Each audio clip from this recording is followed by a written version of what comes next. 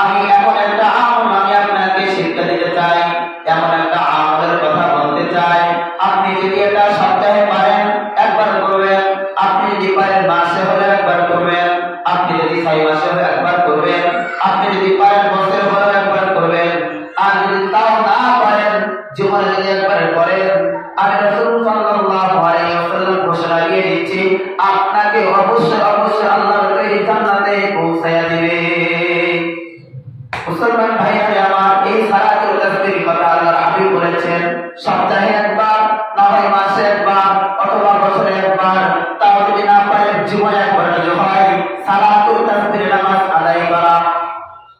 আজকে দেখেন আমাদের বয়স কম হয় নাই, 50-60 বছর হয়ে গিয়েছে, এখন সূরা ফাতিহা আমরা পড়তে পারি না, একটা সূরা সঠিকভাবে তেলাওয়াত করতে পারি না। আমরা নামাজ পড়ি, আমাদের নামাজ আল্লাহর দরবারে কবুল হচ্ছে কি হচ্ছে না জানি না। নামাজের শর্তের ভিতরে একটা শর্ত হলো আপনি কোরআন তারতিলা, তোমরা নামাজের ভিতরে সহিহ শুদ্ধভাবে তেলাওয়াত করো, নামাজের ভিতরে সহিহ শুদ্ধভাবে তেলাওয়াত করো। এইজন্য মুসলমান ভাইরা আমার, এই সালাতুল তাসবিহ নামাজ আমরা শিক্ষা করে আমাদেরকে আদায় করা। এই রমজান মাস হয়তো সময় নষ্ট না করে আসেন একটা সময় আমরা নামাজে দাঁড়ায় যাই, মসজিদের ইমাম সাহেব কাছ থেকে শিখে নেই, কিভাবে কখন কি পড়তে হয় জেনে নেই, আমরা আমলের ভিতরে নিয়ে আসি। আলহামদুলিল্লাহ আপনাদের এলাকায় অনেক ভালো, ঘরে ঘরের ভিতরে এই আমল চালু আছে, এই আমলটা চালু আছে। এজন্য মুসলমান ভাইরা আমার, 2 নাম্বার আমল এই মাসে অধিক পরিমাণ চেষ্টা করা সালাতুল তাসবিহ নামাজটা পড়া, যেটা জীবনে একবার রাসূল বলেছেন একবার হলেও আদায় করা।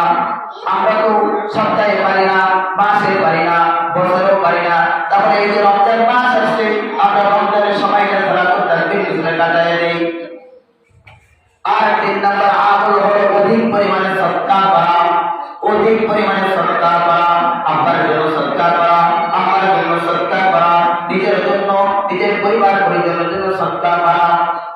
আল্লাহর হাবিব সাল্লাল্লাহু আলাইহি ওয়াসাল্লাম মসজিদে নববীর মধ্যে হযরত আলীকে বললেন, হে আলী, আমি তোমাকে এমন কিছু আমল শিক্ষা দিয়ে দেই, এমন কিছু কথা বলে যাই যেগুলো তুমি অক্ষরে অক্ষরে পালন করবে। তবে সাহাবী আলী রাদিয়াল্লাহু তাআলা আনহু বললেন, হুজুর ইয়া রাসূলুল্লাহ, আপনি কি আমল আমাকে শিক্ষা দিতে চান? নবী সাল্লাল্লাহু আলাইহি ওয়াসাল্লাম বললেন, হে আলী, তুমি চেষ্টা করবে তোমার সামর্থ্য অনুযায়ী মানুষকে সদকা করা, তোমার একটা কিছুর মাধ্যমে একজন অভাবী মানুষের মুখে হাসি ফোটানো, কথা দিয়ে হোক, কাজ দিয়ে হোক, অর্থ দিয়ে হোক, শ্রম দিয়ে হোক, যে কোনো কিছুর মাধ্যমে একজনের মুখে হাসি ফুটায় তোলা। আরেকটা আমল হলো সাদকাতুল ফিতর আদায় করা।